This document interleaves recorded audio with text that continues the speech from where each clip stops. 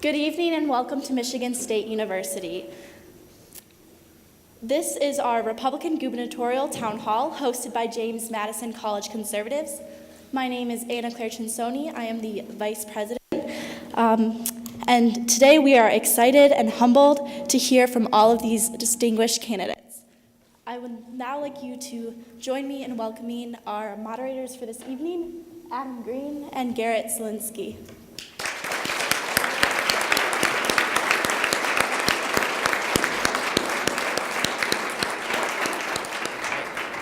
All right.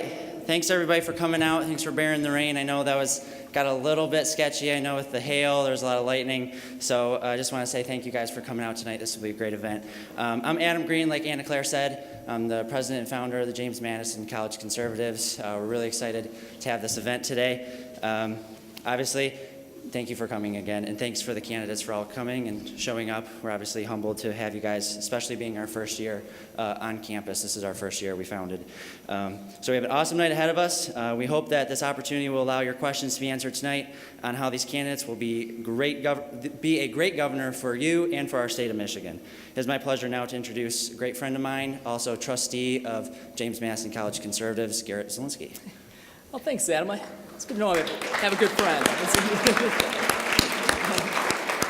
Thank you. As Adam and Anna Claire mentioned, my name is Garrett Zielinski, and I'm the trustee of the James Madison College Conservatives.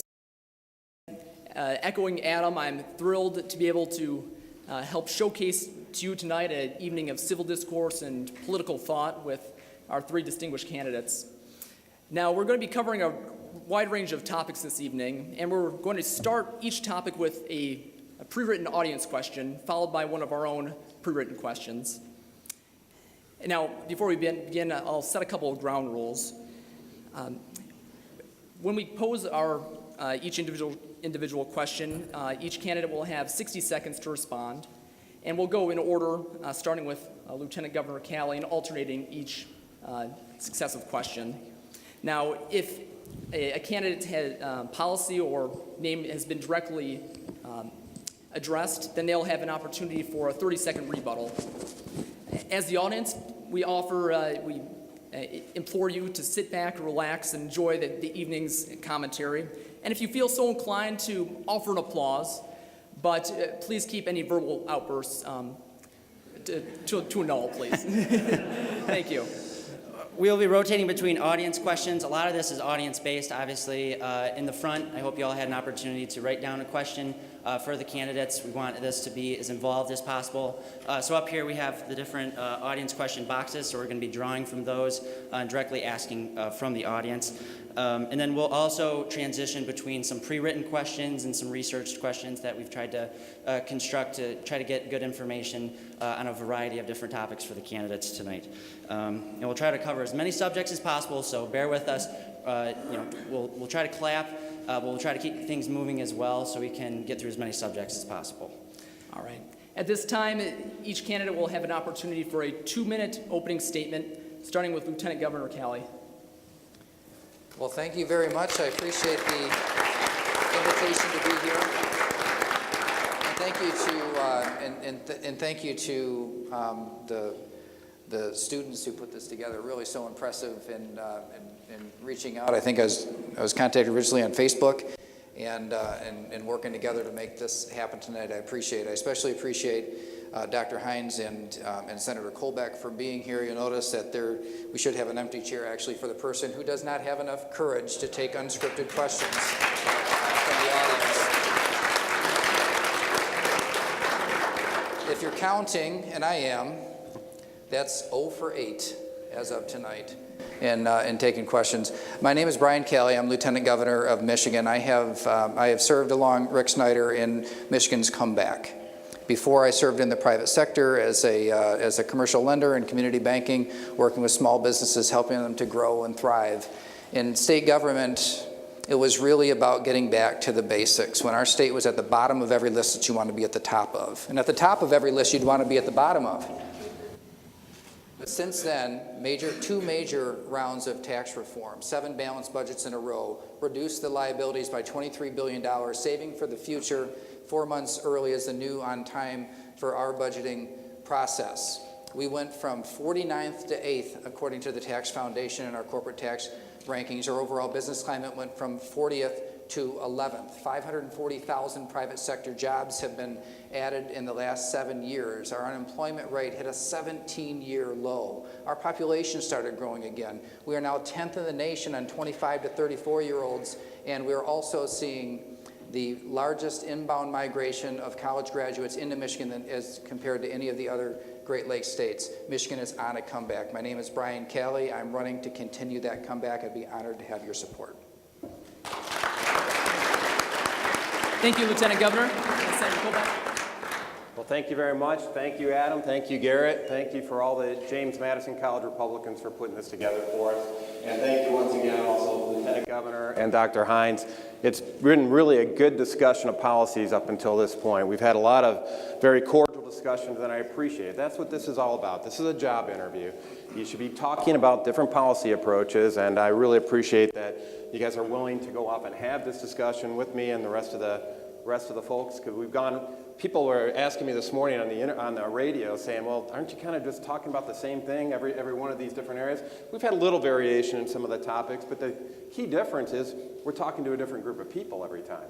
We've been all over the state, up in the UP, we've been down to Grand Rapids, out in Kent County, we've been out in Troy, we've been out in Saginaw, we've been out all over the state, and everybody's got different voices that need to be heard, and that's what we're trying to respect here. And one of the reasons why I'm in this race, frankly, gets down to a matter of respect. I think a lot of folks have been disrespected by a lot of our government officials. I, for one, am very sick and tired of politics as usual. I'm an engineer, that's my background. I got into serving in the state Senate back in 2010 because I was kind of tired of yelling at the TV and radio. And I said, well, you're either going to do that or go out and do something about it. And I've been doing something about it over the last 7 years. It can be one of the most corrupting environments you're ever going to participate in, and it takes a lot to stay true to the principles upon which you run for office. And I'm happy to say I'm one of those folks that is running on my record. I'm not running away from it. Everything that I've been doing has been putting the priorities of each of you in these seats as a top priority for the policy pursuits that I put in place. That's exactly how I'm going to serve as your next governor. It's all about principled solutions. It's about putting you at the top of the priority chain, and that's what my commitment is should you choose me as your next governor. Thank you very much for your attention.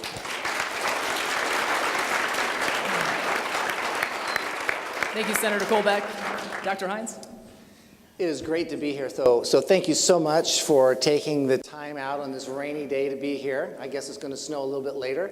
And for Lieutenant Governor and Senator Colbeck, thank you for being here. I'm an OBGYN doctor. I've delivered thousands of babies. I'm a robotic surgeon. I was on the teaching staff with Michigan State University for 17 years. Hey?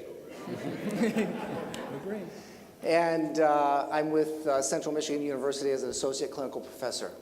My wife and I worked as medical missionaries in the Central African Republic for 4 years, where I ran 2 hospitals and 20 urgent care facilities. I know what it means to have borders that are strong and secure and a population that's able to defend themselves. I'm an outsider. I am not a politician. I have never run for a political office before. That doesn't mean that I'm not experienced.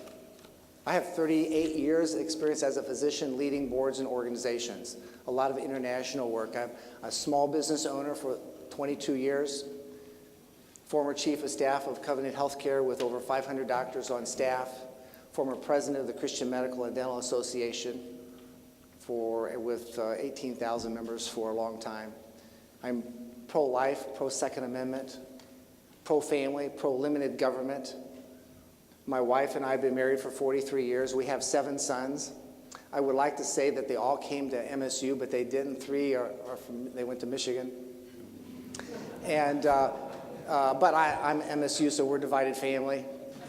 I'm running for governor because I want to make a better Michigan. Frankly, I want to make a better Michigan. I want to put people first and not politics. I am sick and tired of what I see going on, and that is putting politics, the special interest groups, bureaucrats, and the interests of politicians before the people of this great state. So that's why I'm running. I'm so glad to be here. I see I have a red light, so I better stop, and I'm looking forward to seeing and hearing your questions. Thank you. Thank you, candidates, for that introduction. So now Garrett will, and for formatting, we're going to start with an audience question on a certain subject. The first subject is going to be education, and Garrett will read our first audience question. This is our first randomly selected question, and it's quite concise but quite important, especially these days. It says, do you have a plan to keep our schools safe? And if so, what is it? Well, we'll start with Lieutenant Governor. Safety is paramount. We have been, over the course of the past several years, there's been a grant process for hardening of schools that does need to accelerate. The actual building itself deserves the same level of security that any other government building would have. I mean, these are the most precious of anything inside the building are kids. Also the hotline, the tip hotline, but it's texting, calling, emailing, okay to say, which is run by our state police, is the hours of that, I think, in terms of getting to a point of 24 hours a day, 365 days a year would be a good move as well. And with that requires some staffing up of the organization. But at the end of the day, it's a matter of making sure that people have a way to report and that every single aspect is followed up on, and the actual plant, the physical property itself is secure for our kids. Thank you. Senator Colbeck.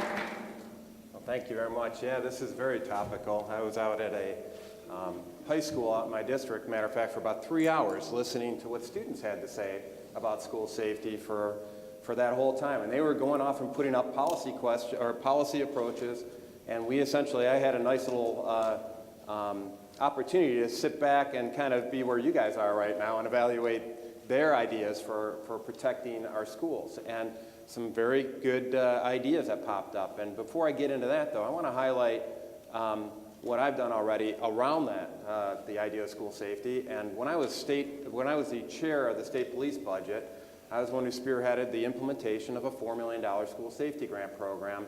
This is back in 2014, so before Parkland, before all this, we actually saw a need to go off and put that into place. So that was already put in place. But the next part is, I think you need to start asking, well, why are we having this sudden rash of shootings that are going on right now? Sorry, it's a little bit different on the timing with 1 minute here, so sorry about that. But I think the key thing is we need to understand that we need to address what's going on in our schools right now from a constitutional carry perspective and making sure that good guys have guns, not just the bad guys. Thank you, Senator. It's a difficult question because I think the answer involves all of us. When we detect an issue or a problem that a student may express to you or something that you see on social media, it has to be reported because otherwise it could be a life-threatening situation. And you have to have those that you report it to, the law enforcement individuals, to actually act upon it and follow through. Every single one, every single concern and question has to be acted upon. And so it puts a lot of work on your hands. And obviously in a school this big, you have to have officers that do carry so that they can immediately get to a situation that needs to be handled. You don't know what might happen. I think that we need to seriously look at mental health of students and faculty and so forth involved in this question if we really want to be safe. And of course, we're just talking about guns. We're not talking about sexual abuse, which is rampant in a lot of our universities. So I would say this answer involves all students and all faculty if we really want a safe environment for our students to study.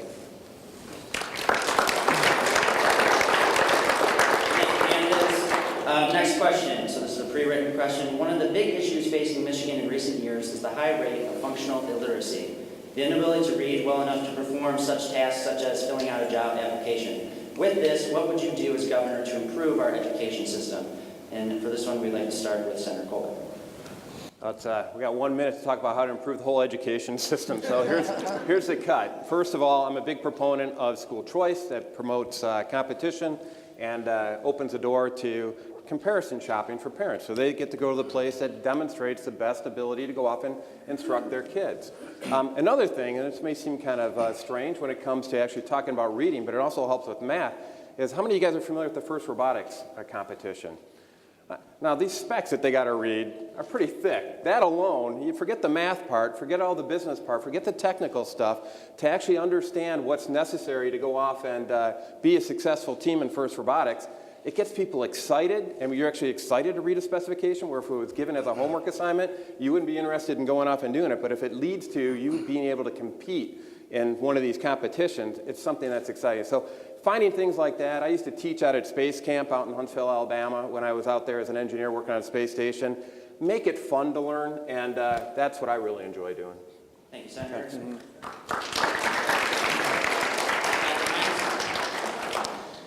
There are too many of our young people who can't read. There are way too many graduates from high school that can't read. They can't do math. They're not ready for college. They're not ready for trade school, and yet they're sent to college. For so many years, we thought everybody needs to go to college, but now we have a skilled trades problem. We have an issue. What are we going to do about it? I think that we need early education training involving coaches. We need to get coaches in our schools that can read with kids, that can listen to them.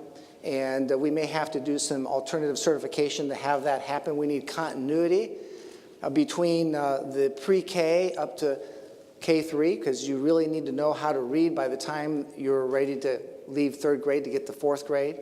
I think that we need education for our teachers to know how to teach young kids how to read, and that's going to take some funds to do that. And I think that we need a program, a consistent program for teaching kids from ages 2 and 3 and on up to be able to read and then head to college or trade school.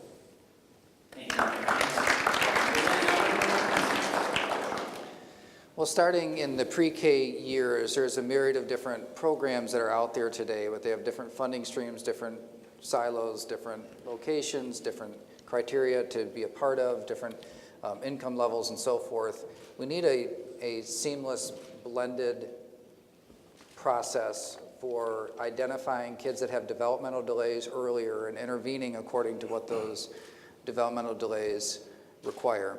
Once you start in the K-12 system, it's very clear that while there's a lot of effort in this area, that we need to better equip our teachers with the professional development to help our good teachers become great teachers and our great teachers become even greater teachers. There's been an explosion of research and development and know-how in the last decade on how to help kids learn to read, particularly kids that have non-educational barriers to learning and kids that have learning disabilities. So we need to equip our teachers with the ability to help those kids. And so it's a matter of helping the kids become, or the interventions fit the kids instead of expecting the kids to fit the available interventions.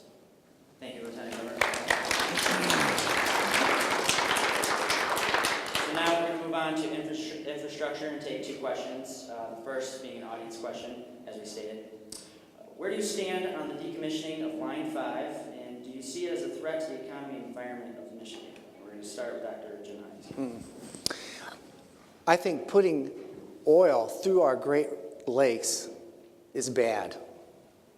And so one of the first things I would do is I would decommission Line 5. This is a pipeline that's putting millions of gallons of oil through our Great Lakes. We are the guardians of the Great Lakes. The line is over 63 years old, and I'm 62.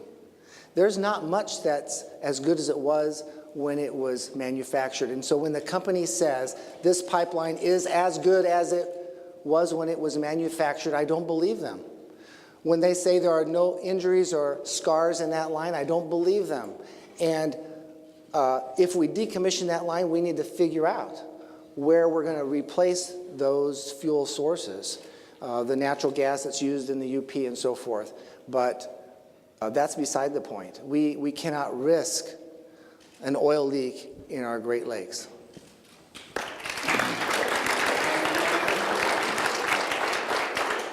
Alternatives were studied over the last year or two, and recently report that identified the biggest risk was like an accidental anchor drop, and the impact that could have on the line. What's happening on the in the Port Huron area, where the line actually goes through the St. Clair River, it's being buried or tunneled underneath. And so I think we need an alternative to Line 5. Maybe tunneling underneath the straits would be the way to do that. Maybe there's another way to go around the Great Lakes that has not been identified yet. Clearly there has to be some sort of an alternative. We'd never put a line there today. And so over the long term we have to find an alternative, and if there's not one readily available, I think that the line needs to be tunneled underneath so that it at least is not in contact with water. Thank you, Lieutenant Governor. Yeah, thank you very much. I got a little bit different perspective on this. It's coming from an engineering perspective. That's actually what I used to work on Space Station was plumbing. I was a glorified space plumber. and so we would do things like failure modes and effects analysis, because if things go wrong up in space, you're having a bad day, especially when you're working on the life support system, which was what I worked on. And the fact of the matter is, piping systems were the most reliable component of any system. So if we talk about doing away with Line 5, we still got to get the oil, natural gas from point A to point B. So the alternatives are things like trains and locomotives, trains and ships and semis. And the fact is, those are a lot riskier endeavors. Bad things can happen on that on a much more likely basis. So you want to stick with the pipeline. The problem is right now, if there's a problem with them operating it and maintaining it in a way that's safe, then they should be, if they have not been shown to be good stewards of the privilege that we've bestowed upon them to have that, then shut them down. But if they are doing the right thing, the best way to get this crude from point A to point B is through a pipeline. Thank you, Senator.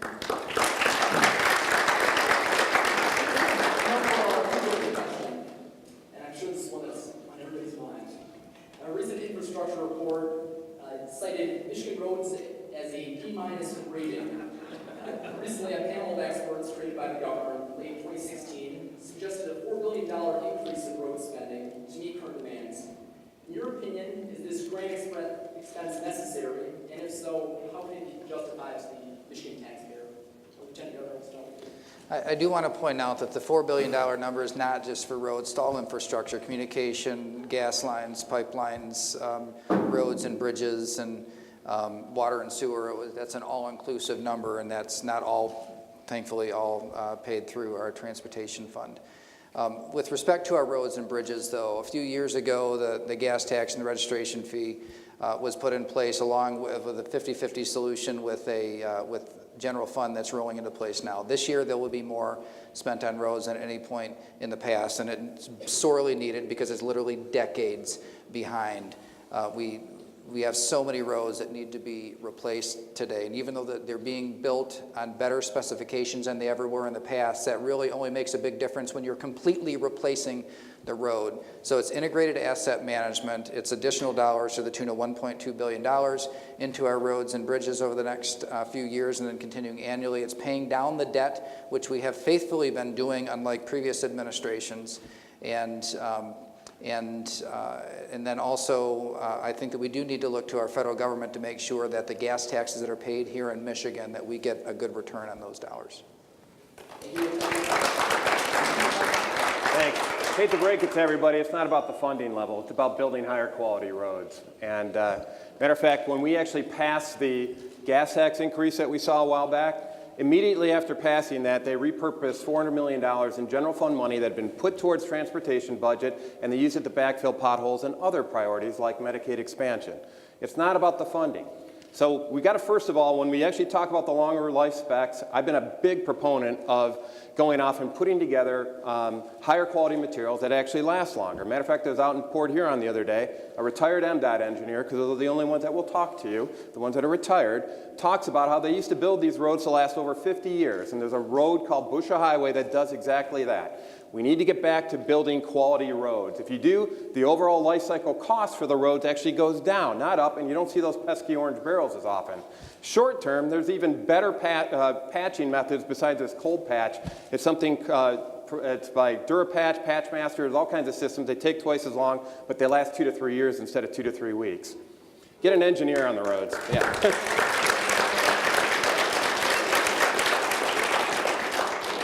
Wow, the roads are a mess. I'm sure I hit over 100 potholes from Detroit to get here. It's terrible. The road funding package, it was passed in 2015. And instead of fully funding it, they said, well, we'll fully fund it in 6 years. Only a politician could do that.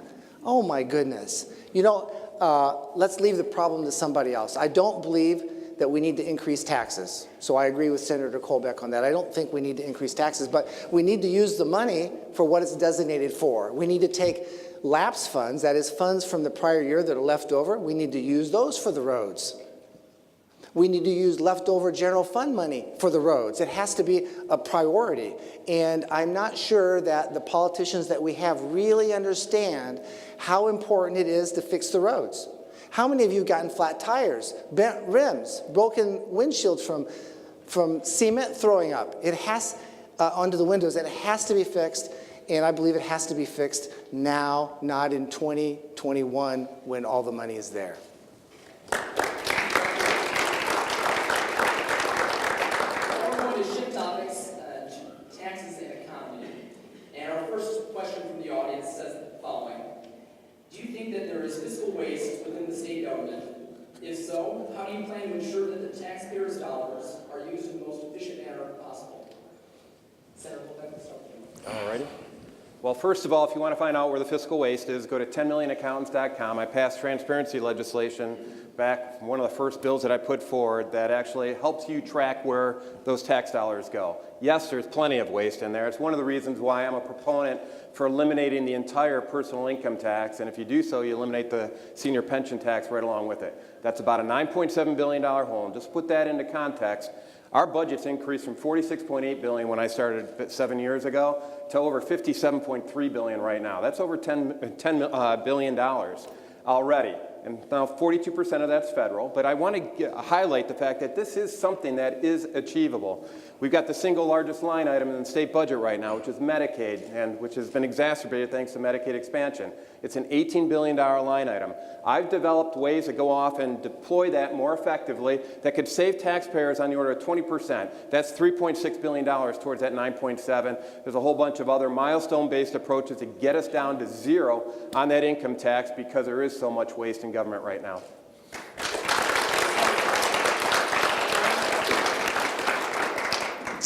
Wow, I think there is a lot of waste. And there's been evidence in the past when we've needed to come up with $200, $300 million, our leaders have been able to get it together and come up with that money. But to say we can get rid of $10 billion worth of expenses and we can do away with the pension tax, that's $200 million, and fix the roads with material that costs 25% more than normal. Wow, I don't know if there's anybody here that's good with numbers, but I don't think that will work. I am for decreasing taxes. I am for decreasing waste, but we've got to fix the roads.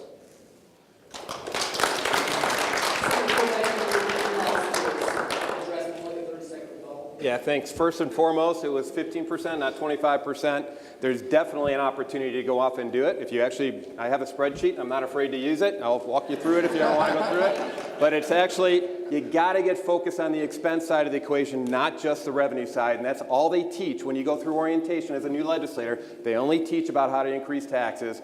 I came in with a different mindset. We got to look at the expenses.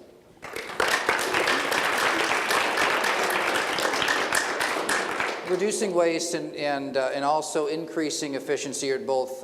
You have to do that in all areas of government at all times, because as soon as you're not looking, shining light on something, it tends to go into both increasing waste and decreasing efficiency. I will say though, where I think that we have even bigger opportunities to save though, is leveraging the strong economy to reduce expenses. We have a lot of people that are still not connected to all the jobs being created. We have a lot of job creators that are saying, I can't find enough people to fill the jobs that are out there today. And so using those by getting people that are on assistance today into those, preparing them for the jobs that are available, will help us to reduce expenses in a much bigger way. So when you move people off Medicaid, move them off food stamps, move them off bridge cards and other types of assistance because they've reached independence is much more economical, of course, for the taxpayer. It increases the quality of life for the person who has reached independence instead. I've got a whole white paper on social service reform that is about to come out. Thank you.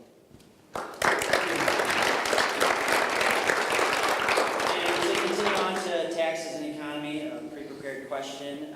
A bill to repeal the state income tax. I know many of the candidates have been speaking about the income tax. A bill to repeal the state income tax recently failed to pass the Michigan House. Do you support the state legislators' attempt to repeal the state income tax? And if so, how do you plan to balance the budget without that large source of income? We'd like to start with Dr. Jim Hines. Wow, that's a very heavy question. So, our state income tax is at 4.25%. When Granholm took over, it was 3.9. She increased it to 4.35%, and then Governor Snyder took it down to 4.25. To take it from 4.25 down to 3.9, that's $875 million. I would love to decrease and get rid of the income tax. I would love to get rid of the pension tax. But we have to fix the roads. When Bill Schuette says, I'm going to get rid of the Granholm tax, he's talking about getting rid of $875 million, but he's not going to fix the roads. So in this whole discussion of adjusting taxes, decreasing our income tax, let's do it. But we have to look and see where the holes are so that we're able to meet the needs that we have of the citizens of this state. Thank you.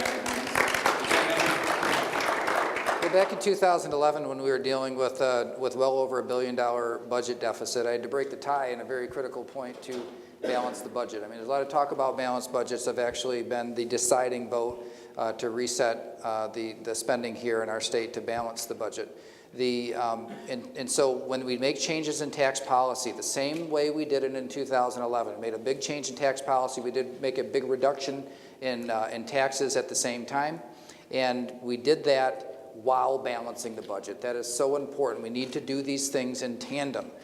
I don't think that it's right to make changes on one side of the ledger and then expect somebody else sometime else to figure out how to do it. So the idea of reducing taxes, I've reduced taxes in many, many different ways over the course of the last 7 years. I'll continue to do it in the future, but it will be done while maintaining a balanced budget and continuing on the path to making Michigan debt-free. We are $23 billion less in debt than we were when we started, but our goal needs to be zero debt.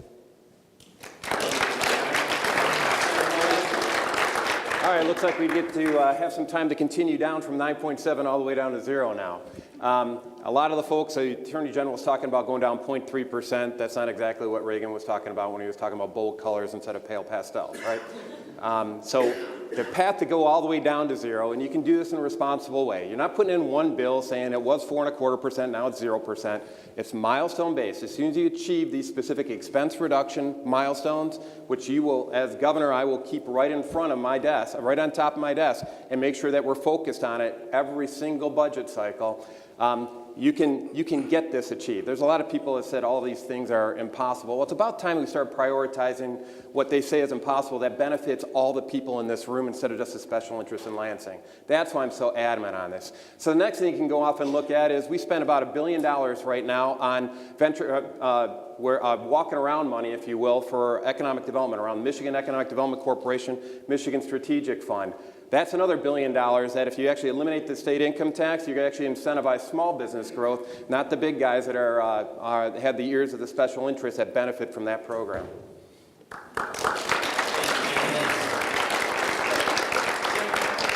Transitioning a little bit, we're going to go into the big topic in Michigan and all around the country is the opioid and drug crisis in many different forms. We're taking an audience question on that. Candidates. Since mandatory minimums have clearly failed, what will you do to address the opioid epidemic? And I'd like to start with Lieutenant Governor. Well, I led the opioid task force here in Michigan, and thankfully that many of those policies are being implemented right now. It's affecting every single corner of our community. In America last year, we lost more people to overdose than the entire Vietnam War combined. I mean, this is an emergency. It needs to be treated like an emergency. I think that we can say after a couple of generations of trying to treat addiction with jail, that policy has been a spectacular failure. That the brain has to heal. It's a healthcare issue, and it requires a healthcare response. We are proving it every day in the criminal justice system that when you treat the addiction, when you deal with the addiction, they have better long-term outcomes. And so the criminal justice system needs to accelerate those kinds of reforms in our medical system, where the Michigan Automated Prescription Service is now in place, where doctors can see the entire history of a patient before they make the prescription decision. Will put us in a much better decision to avoid, or a much better position to avoid the addictions from happening in the first place. Yeah, thank you very much. First of all, there is an opioid package that did come through the legislature, and I opposed several of the elements that would interfere with the doctor-patient relationship. This MAP systems that we're talking about has the ability to go off and you can do data mining on it, find out who's overprescribing, who's overutilizing. That stuff works fine. That data is already out there. But the way people usually treat crises like this is that they go off and screw up something that's already in dire trouble already. They're interfering with the doctor-patient relationship. You can get if you control the distribution of the opioids at the source, which is at the pharmacy, you have a way of going off and controlling access to the opioid. So that's where I prefer to approach it, is that you do the data mining behind the scenes and identify who's abusing the system and who's not, and taking appropriate action at that point in time. When it comes to folks that have been abusing the opioids, I think one of the things that we have is a specialty court system that's actually been working very effectively here in the state of Michigan, not just for opioids, but for veterans and all kinds of different areas. I think that's something that we need to promote as well. Thank you. Thank you, Senator. The two priorities are, one, save lives. Number two, get people into treatment. We have to do that. First of all, we have to make sure that physicians are prescribing the right kind of medication, not too much, that patients aren't getting medication from 2 or 3 different sources. We need to rescue patients with naloxone, the antidote. Policemen and women need to carry it. Firefighters need to carry it. It needs to be in our schools. It needs to be everywhere, because overdoses are affecting everybody. We're losing 4 to 5 people every single day here in the state of Michigan. When you're addicted to an opioid, your brain is addicted. It's broken. You cannot just stop the opioid. You will go into withdrawal that is terrible, terrible, and very bad. And so you will be forced to go and use heroin or fentanyl, which is more dangerous and more lethal. And so what we have not done in this state is we have not addressed the third component well enough. We do not have enough addictionologists and individuals to treat the mental issue of addiction, and that has to be done right away.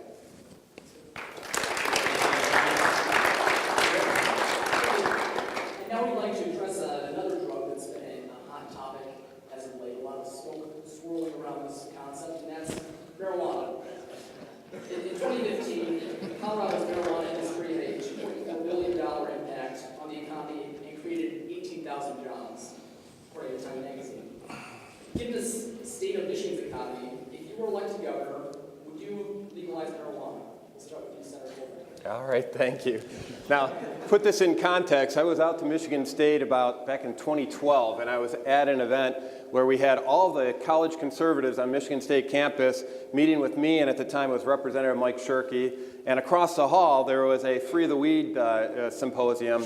They had about 300 people over there. We had 3 people at our meeting. So I know where the trend line is on this. But I am not supportive of legalizing it in context of what would happen to our job market, what would happen to the lives of a lot of the people that are there. You got to still take a drug test to get into a lot of businesses.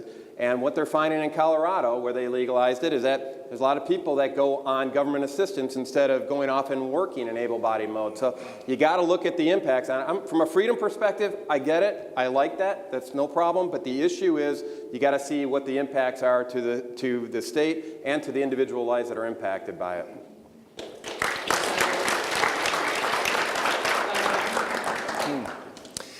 I have dozens of patients that are on medical marijuana, and I believe that it does work, the cannabis, the CBD part of marijuana. I think, however, it needs to be better regulated. There's a lot of loose cannons out there. It's not regulated very well. As far as legalizing recreational marijuana, I think that that would be a disaster. And it would be a disaster because, not that it won't ever be legalized, but we don't know enough about it. The interaction with other medications, what dose to give. We just need more research.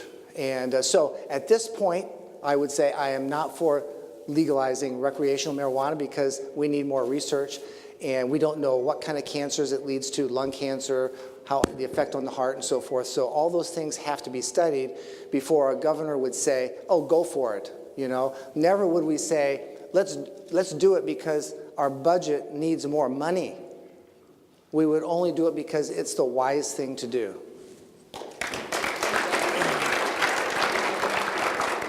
I'm just so thrilled to have a question I can easily answer in 1 minute. I support medical marijuana. I oppose recreational marijuana.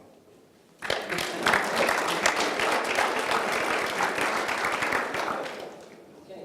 On that note, we're going to transition to once more another topic. This one being gun rights. And we're going to start off with an audience question. This one's a little long. Now, in the wake of numerous school shootings, we see a heated debate between mental health and gun problems. Which or both do you find more concerning, and what will be implemented to fix these issues? Dr. Hines, I believe this one. I see in the office more and more mental health issues than I've ever seen before. 80% of my patients have anxiety, they have depression. Should they have access to a gun or not? That has to be dealt with. What mental issues disqualify you to have a firearm when you apply for a license? If we use the word crazy, if someone's crazy, obviously they should not have a firearm. But what if they become crazy after they have a firearm? This is where you all come into play, because if you know that someone is a danger to themselves or somebody else, you have to report that. Okay to Say program is an excellent program that we got from Colorado. An excellent program, and then law enforcement needs to act upon that. I think this would be a good time to point out that mental illness does not equal dangerous people. Right? I really despise the way that the discussion immediately goes there. As though any person with a mental illness is somehow dangerous. They're not. In fact, a person with a mental illness is much more likely to be the victim of a crime as opposed to the perpetrator of a crime. Now, when a person poses a danger to themselves or others, and that is the case, we have something in Michigan called Kevin's Law, where there can be interventions at different stages. It could be that somebody needs to be hospitalized or they need some outpatient treatment, but it's the idea of dealing with the root cause of the problem as opposed to always trying to just deal with the symptoms because the root cause of the problem didn't get dealt with in the first place. There are a lot of tools out there, but we do have to, as the collective we all have to get better at using those tools. Well, as with most policy issues, the devil's in the details. This is what we were talking about when I was talking to this high school class about these very issues. And a lot of their policy ideas was around restricting access to guns for people with mental illnesses. And I asked the question, how do you define a mental illness? And when you actually go through and get into the details on that, are you going to disqualify veterans? You know, because if you're talking about having a school resource officer that I want defending my kids, you know, somebody that knows how to use a firearm, maybe they're up at the top of the list, but maybe they had a PTSD issue, and maybe they'd be disqualified under this. You got to be careful who's actually designating somebody as a somebody that has mental health issues that would not, and it's got to be a high bar if you're going to take away somebody's Second Amendment or Michigan's Article 1, Section 6, right to bear arms in self-defense provision in our Constitution. So the devil's in the details. You got to understand exactly what we're talking about when it comes to mental health, and I don't think there's consensus on that right now.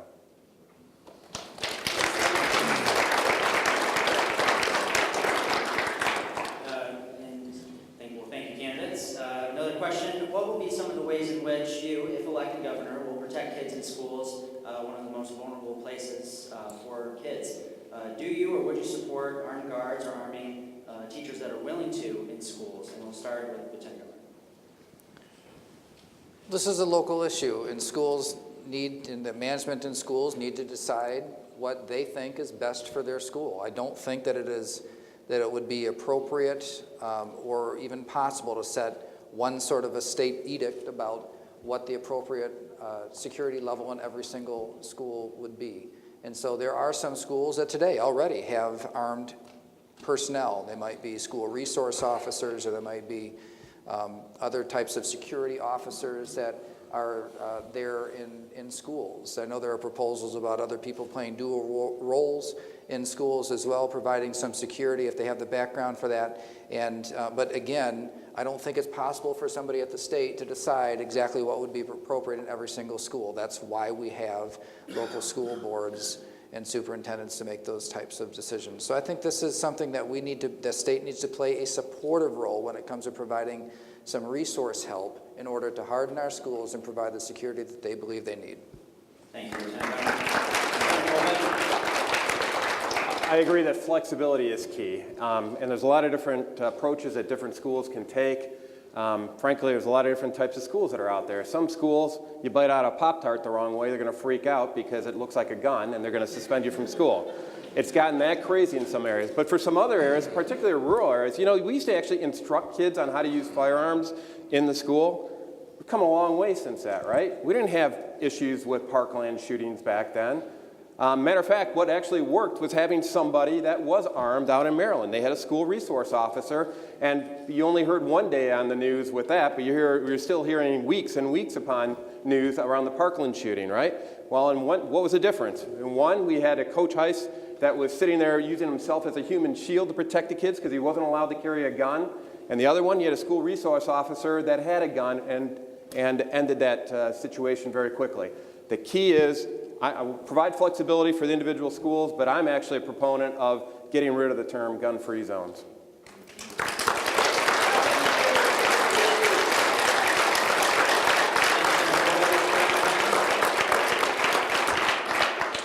I believe it should be a local school district decision, and I would support a resource individual properly trained, protecting the school. I would support a properly trained teacher that willingly wants to do that. Ohio has 1,000 teachers that have been trained, and they don't carry a firearm, but the firearm is locked up, fingerprint to open it.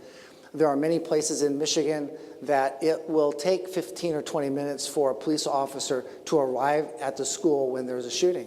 By then, everybody's been shot. And so in those situations, that I could see the school district saying, yes, we need a resource officer, or we need a retired policeman or military or somebody that can offer security. I don't think having a single entrance that has a metal detector is going to be enough, because with schools, there are a lot of entrances and exits. So I think the flexibility was mentioned, and district choice is very important.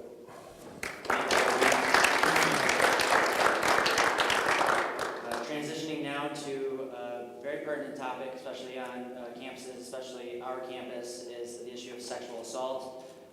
Here's an audience question. In light of recent events here at Michigan State, what course of action do you plan to take to make sure our women and children are protected from sexual assault? We'd like to start with Senator Colbeck. Yeah. Well, this gets kind of complicated, right? So we had some legislation that came through recently in the state Senate around this very issue, and it was about tightening the penalties associated with this, and essentially expanding the domain of people that must report any instances of it.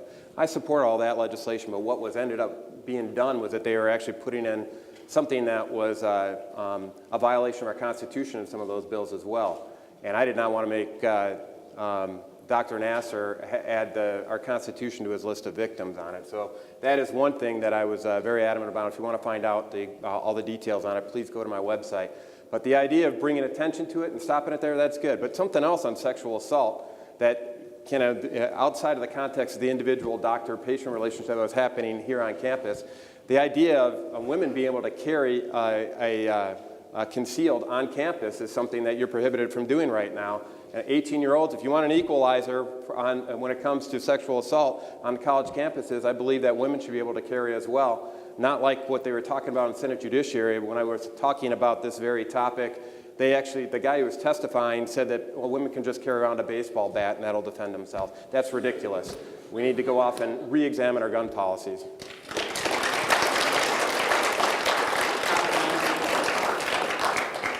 This is a huge problem. It's a serious problem. It involves changing the culture at our universities and colleges because for way too long it's been accepted. A woman has a 20% chance of being sexually assaulted during her college career. A man, 6%. You know how many report the sexual assault? Less than 12%. So we have to change the culture. We have to be alert to what's happening and feel comfortable reporting it and knowing that action will be taken. That action will be an investigation. What really happened? What's going on? The statutes of limitations for reporting need to be lengthened. When you're assaulted, you're in shock. When I was at Indiana University, I was sexually assaulted, but I was so ashamed, I didn't tell anybody. I just dropped the class. This is what usually happens, or the student drops out of school. The individuals that know what's going on, there should be some consequences if they don't report. Thank you.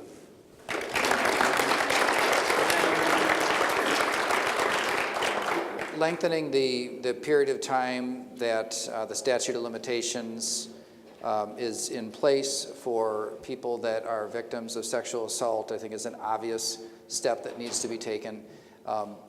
And also the number of people that are, or the type of people that are required to report.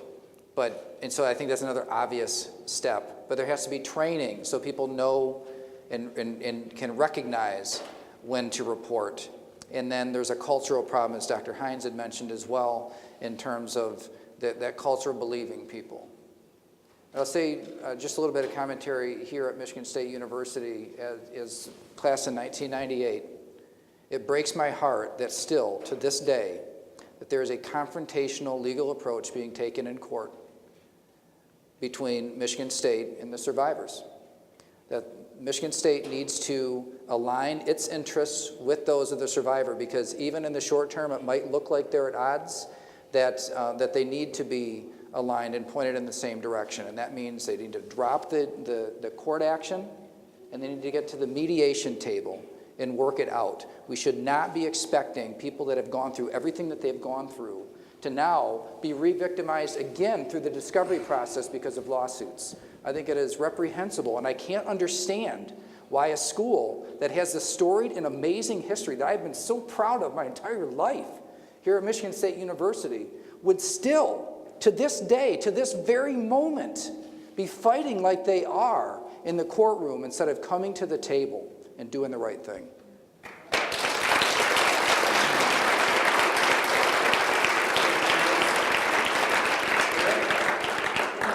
One more question on the same topic, a broader scope. This year, countless public officials have abdicated their seats or been forced to resign due to various allegations of sexual misconduct.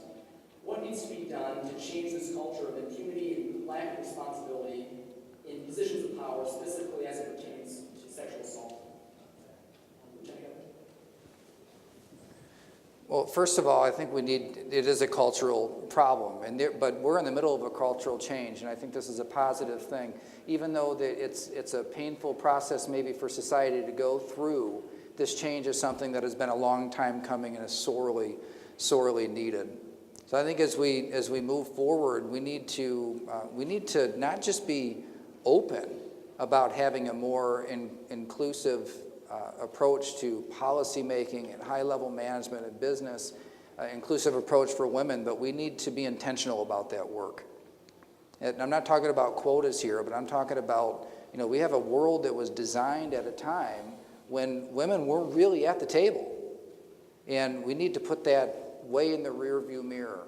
The culture is much harder the bad culture of the past is much harder to maintain when everybody's at the table.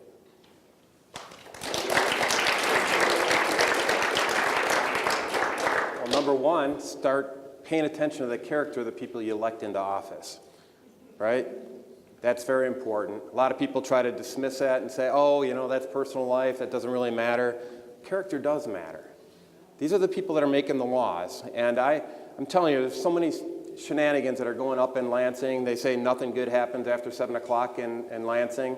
Not East Lansing, you guys are still studying. But in Lansing, nothing good happens there, and there's plenty of examples along those. You need somebody that's going to stand up and do the right thing when somebody's looking, when nobody's looking. Matter of fact, my wife, when we were back in college, she's going to probably elbow me afterwards for even mentioning this, but somebody made an inappropriate gesture towards her back in college, and she was just walking by on the sidewalk, and they took advantage and I actually found out about it. I immediately walked up and confronted the people who were doing it. Well, I confronted a whole fraternity house by myself, and that's probably not the way of going off and doing it, but it gives an indication of my character. I don't stand for that kind of stuff. When I see it, I call it out, and I stand up for what's right.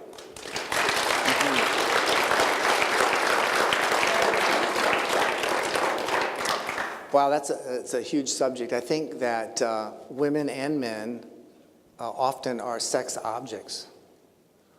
We're talking about pornography. We're talking about what happens in college. You know, all you students, you know, I'm 62, but I'm still alive. I know what happens, okay? And so people want to be loved for who they are, not for their bodies. So that's the first point. The second point is that no matter who you are, whether you're the president, the vice president, a senator, a representative, you are not above the law. And so when you're taken advantage of, you've become an object. How does that make you feel? Dirty, worthless. And we cannot have our leaders making an example like that for all of you. Our leaders need to be leaders. They need to be men and women of character, people that you can look up to and not have a secondary hidden life that nobody knows.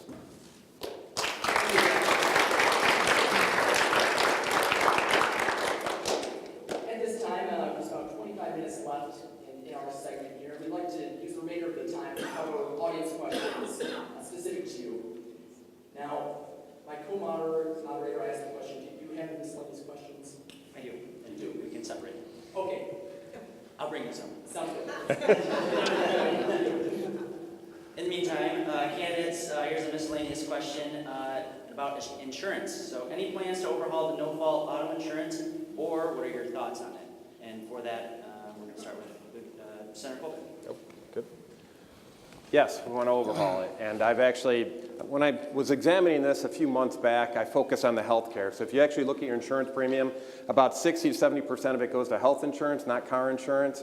So I focused on these free market health care options that you can follow up at Forbes.com, where I've been published, on ways to reduce the overall cost of health insurance. Since then, I've gone off and done a deep dive on the specific statutes that are driving the cost of our insurance. And if you actually eliminate certain statutes that we have right now, you can lower the cost of insurance by a minimum of 40%. If you can, and it's not enough time to go into a lot of detail, but there's also an option to go off and reduce it another 20% if you address a way of going off and still maintaining unlimited coverage for people that get traumatic brain injuries and other issues when you're in an accident. There is a way to go off and do this. We take in about $2 billion a year for the MCCA surcharge.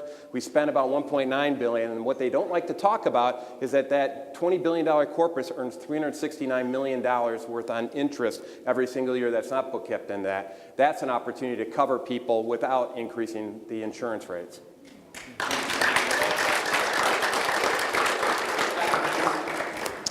Well, first of all, most of you young people probably don't pay your own insurance. Your parents do. It costs a lot, you know, over $1,000. It's the most expensive in the United States. It's full of fraud. So the first thing I would do is I would create a fraud agency to go and figure out where that fraud is and get rid of it. And I think both sides of the aisle agree to that. The second is that we need a fee schedule. A fee schedule, you would think that would be a simple thing. If you have a cough and the doctor sends you in for a chest x-ray, it may cost $65. But if you're in an auto accident and have a chest x-ray, it's over $600. It shouldn't be. It's the same exact test. And so I would propose that we begin a fraud agency to filter out the fraud, and secondary, to have a fee schedule. There are a lot of other things that could be done. These men here have been working on it since they've been in office, so that's 8 years, and they haven't gotten it done. As your governor, I would get it done my first year.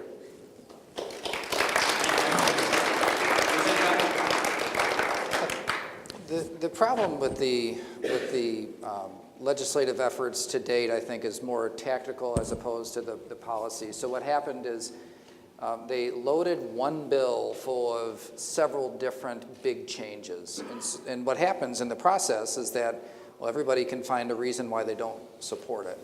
I think it's important. Momentum matters a lot in the legislative process, that it would be important to take those issues where you have an agreement. When you have unlimited lifetime anything, it's going to invite in excesses and fraud. And so establishing a fraud authority with real teeth and staffed up so that it can follow up on everything is an important and obvious first step. You could get agreement across the board in order to do that. I think that step should be taken and taken now. When it comes to fee schedule, it has to be somehow done with timely payment. So if you talk to insurance companies, they'll say, well, the healthcare companies are charging us too much. If you talk to the healthcare companies, why are you charging so much? They'll say, because the insurance companies take 3 years to pay us. And so who's losing? The consumer is. So you have to be able to have reasonable rates and done in tandem with the a requirement for timely payments.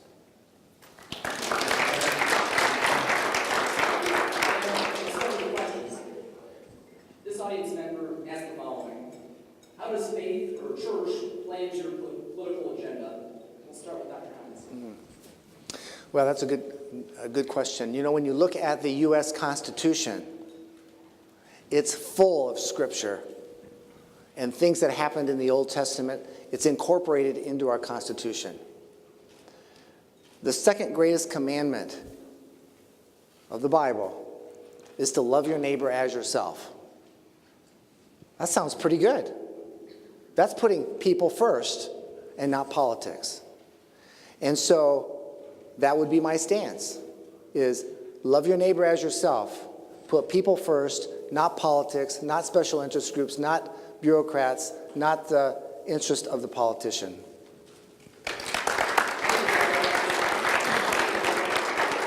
I want to say emphatically, I think there is a role for faith to play in public policy, and that doesn't mean that you're trying to put anybody else's faith or your faith onto anybody else, but it's part of who we are. I know it is with me, and it has been in our country since the beginning.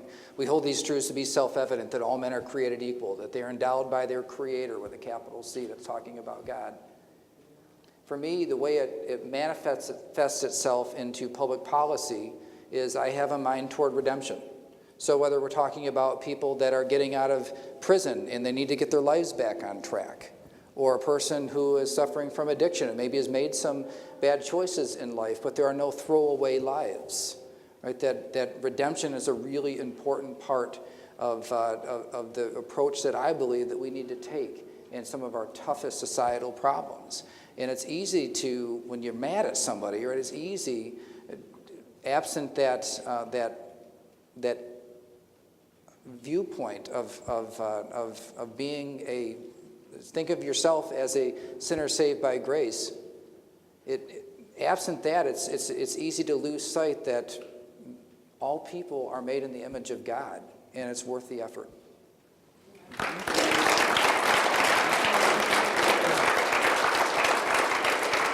Well, I think my faith has given me the boldness to take on tough challenges.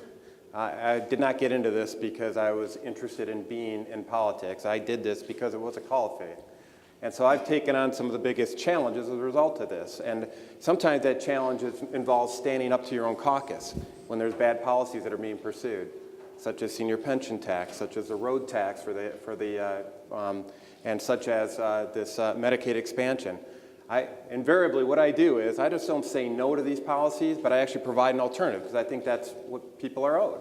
And you know, I can tell you, it puts fear into you when you actually go off and take those stands, because it leads to loss of committee assignments, It leads to stalled bills when you go off and push up against it. But at the end, I sleep well because I know that I did the right thing. And that's what we need in our leaders. Leaders that are able to go off and go back into our faith and understand that God did not give us a spirit of timidity, but one of power, of love, and self-control, and that's how I serve.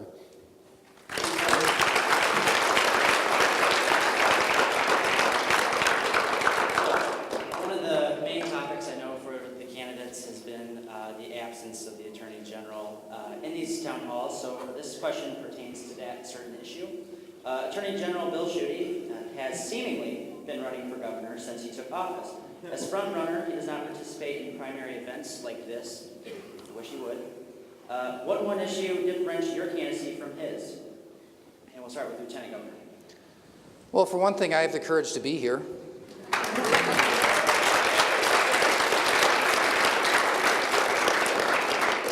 I don't believe that I am owed anything.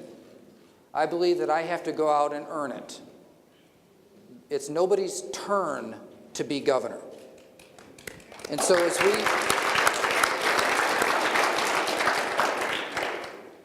we move forward, I hope that this is an important distinction that people look at and to really consider.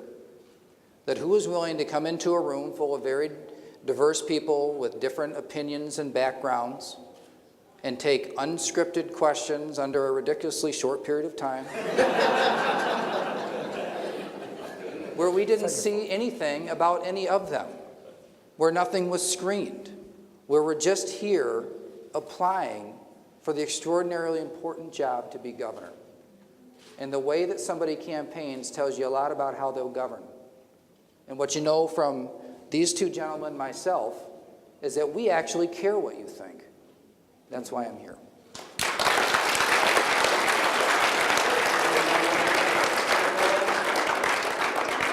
It's kind of tough to discern what the policy differences are because he's not out here talking about his policies.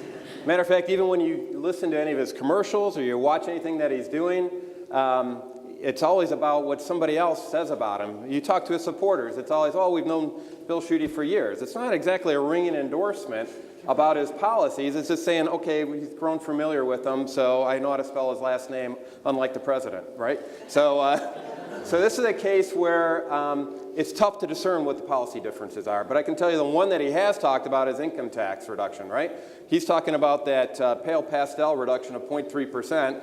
I'm going the bold colors route of going from 4.25% down to 0. And that's intended for an economic development incentive as well. So that is a big difference. All the rest of his policies, I would love to actually hear him talk about them one of these days. And it'd be great to have him join us up here. But really, it's about serving with bold colors, not putting your finger up to the political winds and figuring out what you're supposed to go off and do. It means doing the right thing at the beginning.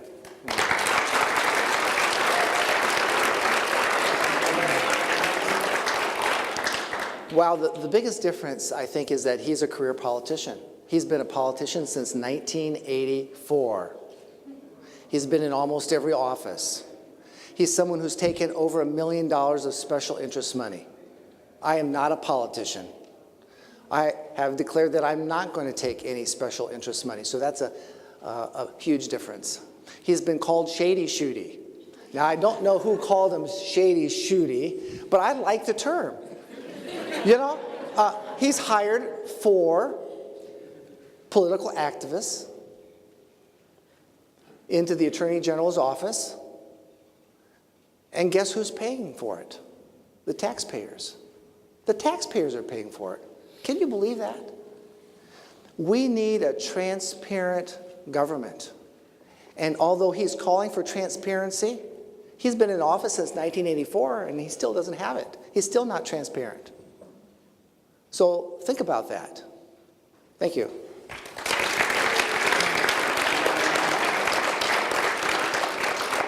The next audience member asks, how do we defend our natural resources, namely the Great Lakes?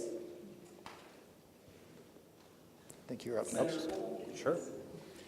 Well, as somebody who used to work on space station's environmental control system, I know how important it is when you have an environment, you got to go off and protect it. There was no phone a friend back up in space station. If you had problems with your life support system, you were having a very, very bad day. And Michigan's been blessed with amazing Great Lakes. Making sure that we protect our water quality is very important.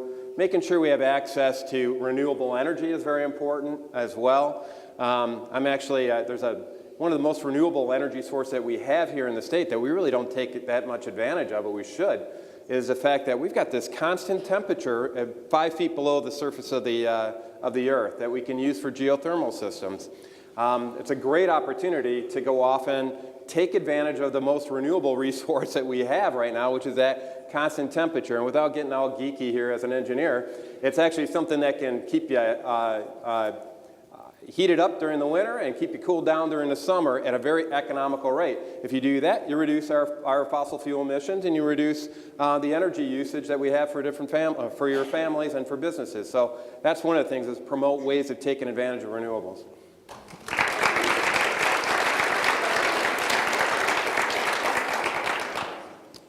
We have to protect our Great Lakes.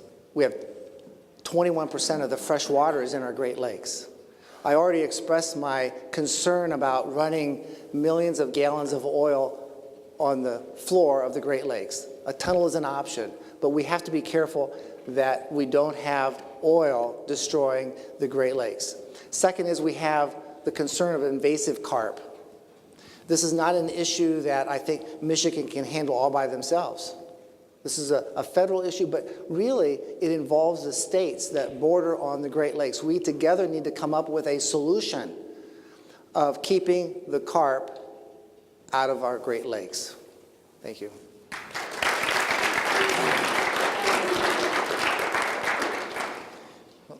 Let me start with invasive species in the Great Lakes. And we do have an important stewardship responsibility, more so than anybody else in the country, even our border states. I mean, the Great Lakes are under our care. They are also under threat. We already do have many invasive species, but none that are as damaging as what the Asian carp could be. And while the access point to Michigan doesn't come through Michigan, it makes it more difficult to deal with. I think we're to the point where the federal government's not going to change their mind, and Illinois is not going to change their mind, that it's time for us to take legal action. And that river is a danger every single day. And we waited a long time for the Army Corps of Engineers to come out with a report that gave some options, and those options were very, very unimpressive. We need a physical barrier, We shouldn't accept anything less.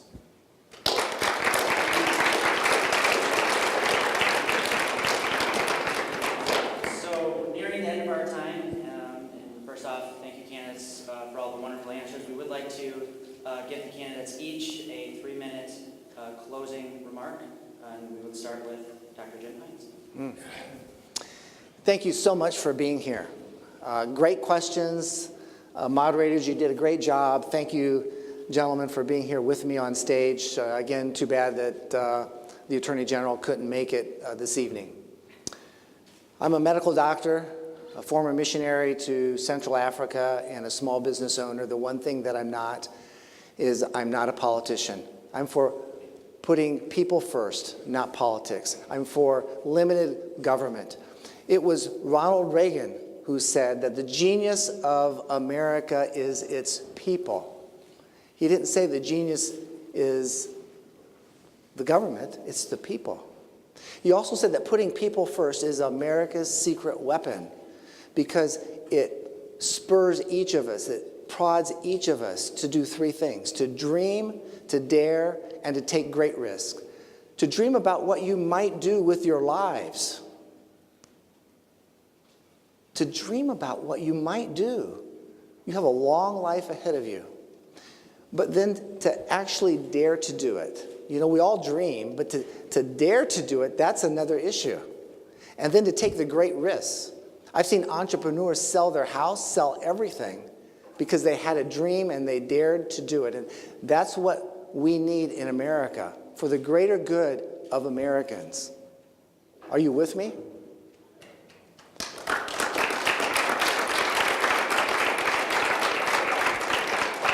Putting people first allows families and businesses to thrive. Too often our state government has gotten it reversed. You think of the Flint water crisis. You think of the unemployment insurance agency with 40,000 people wrongly accused of fraud. You think of how we've treated our veterans. They've gotten it wrong. I'm the only Republican gubernatorial candidate who's not term limited looking for their next job. You see, I'm not a politician. I'm not running for another office. I will govern as a conservative who believes that the government works for the people, and together we can make a better Michigan. We can make a Michigan that thrives, that people will be attracted to come to, that people will stay. When our students graduate from college and university, they're challenged and they stay in Michigan. I'm Dr. Jim Hines, and I ask for your vote on August 7th. Thank you so much.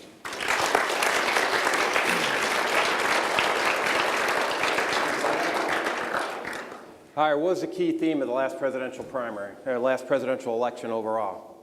Drain the swamp, right? So that's what I've been working hard on over the last 7 years, and I've been in the crucible of public service. So while some people think that's something bad, well, I think that's something that I've actually had the guts to go off and take on from the beginning. This is not my favorite job that I've ever had. You guys have heard my resume. Pretty cool job working up on space station, working on designing space station, working with the Department of Defense, turning things around the private sector for many years. Well, we had a lot of fixing that we need to do right here in the state of Michigan, and that's what I sacrificed quite a bit to go off and do in order to do this. My wife and I, we actually liquidated all retirement savings to run for office the first time. We felt so passionate about needing to stem the tide and do, essentially, we didn't call it at the time, but it was exactly the same theme, which was drain the swamp. We were tired of them not listening to the people that elected them into office. We were tired of them going up and doing exactly the opposite of what they said that they would go off and do once they got into office. We're tired of Republicans that are going off and pushing for senior pension tax increases, expanding Obamacare in the state, going off and taxing people into submission. I mean, what the heck is going on in this state? That is not a Republican leadership. It's about time we turn that around. And I'm the only one who's had the guts to go off and stand up and speak truth to power in that environment. And I've done it not by bad-mouthing individual senators or anything like that, but by attacking the policies with both barrels. And I paid penalties as a result of it, and it hasn't deterred me. And I've kept that smile on my face even when I'm upset about stuff. It gets very frustrating up there, but it's important. And as a result, people are taking notice. Right now, I've got the endorsement of Sean Hannity, and it's because of the principled stance I took on promoting free market healthcare solutions across the country. I've got the support of Bob Lutz because he knows that my economic development approach is what's needed in order to take Michigan to the next level economically. I've got the support of Senator Ted Cruz because he's seen the principled stands that I've taken, and he's somebody else that's not afraid to speak truth to power to the folks up in D.C. We've got the support of folks like David Barton, principled conservatives all over the place. We've got Pastor Rick Warzwak who's here supporting us. We've got endorsements from principled conservatives across the state because they recognize that they finally have a candidate that's doing what we've been asking our elected officials to go off and do. And I've got a proven track record in the crucible of public service. You can say anything you want on the campaign cycle, right? You can put anything you want into a flyer, into a commercial. You're going to sound so good that even your worst enemy will go off and vote for you, right? That's what happens in campaigns.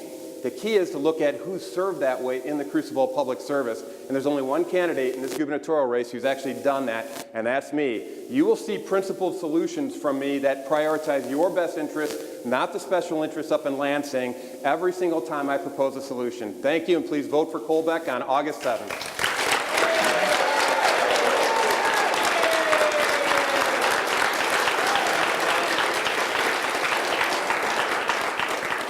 Again, thank you, gentlemen, for being here tonight. And let me just say that I appreciate every single person being in this room and being a part of making Michigan what it is today. And it wasn't that long ago when we were at the bottom of every single list. We were down, but we weren't out. Changes in policies, getting the basics right, reducing regulation and engaging in tax reform, balancing the budget, reducing our debt, saving for the future, has produced an environment that has resulted in 540,000 new private sector jobs.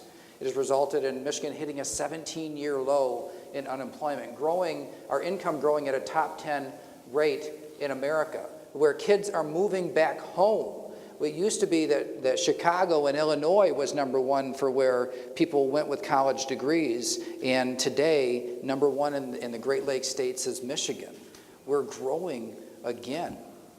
But to go from here to where we need to go, I mean, the needs of tomorrow are different than the needs that we had before. Before, the problem was no jobs. Today, the problem is not enough people with the right skills to fill all the jobs that have been created. And so we need to make sure that we have the best K-12 system in the country. We need to fill 800,000 more skilled professional and IT trade jobs in the next 6 years alone. We need to have social services that help people get back on their feet instead of just maintaining them or helping them survive at a place of dependence. We need to eradicate the opioid addiction epidemic. And my final thing I want to spend the rest of my time with you on is civility in politics. Civility in politics. Now, we're going to have fights, right? You have friends, you have family, and you have fights sometimes. But you don't go into those relationships promising to fight. You know, in politics, some people put right at the top of their website, like, I'm a fighter. Like, they brag about it. Now, is there anybody in here who makes hiring decisions? You ever hired a person? And they come in and apply for the job and say, hire me. I'll come in and fight with everybody. Right? Even in this tight labor market, you would never hire that person. How is anybody in here married? Still married? So you probably figured this out. You probably have figured this out. Now, I want you to imagine, though, like when I've been married for 22 years. Now, when I asked Julie to marry me, what if I did it like a candidate running for office? You know, I get down and ask one knee and say, Julie, I love you so much. I want to spend the rest of my life with you. And I just want you to know that I am a fighter. I'm really good at it. And when we fight, I'm going to win. Now,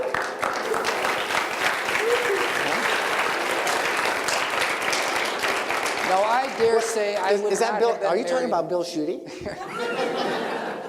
Check the top of his website. I dare say that over the course of the last 22 years that marriage would never have lasted if I approached it like people approach politics today. Those two examples I gave you are every bit as absurd as a person going into politics and public policy making, promising to fight. What we need are people that will work hard to bring people together. It's about the politics of addition, not the politics of division. I'm Brian Calley. I'd be honored to have your support for governor.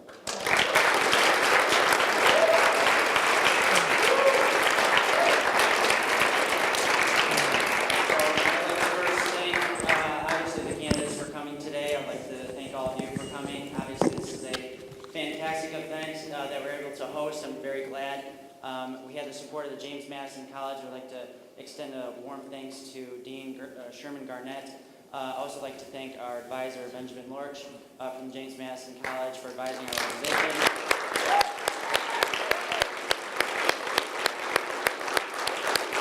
I'd like to thank MSU Union for letting us use this awesome facility. And one more final point, there will be, the candidates are expected to stay after, so if you'd like to chat with them or other student organizations, you can go into the sunroom and talk to them after the event. Also, we're a new up-and-coming organization. We do have a donation box in kind of the ticket desk. We're trying to promote as many events as possible going into the future. A small donation would be fantastic, but it's not necessary. We're very excited and happy that you guys all came today, giving us your support. We all hope you vote in the August primary, and everybody have a great day. Thank you.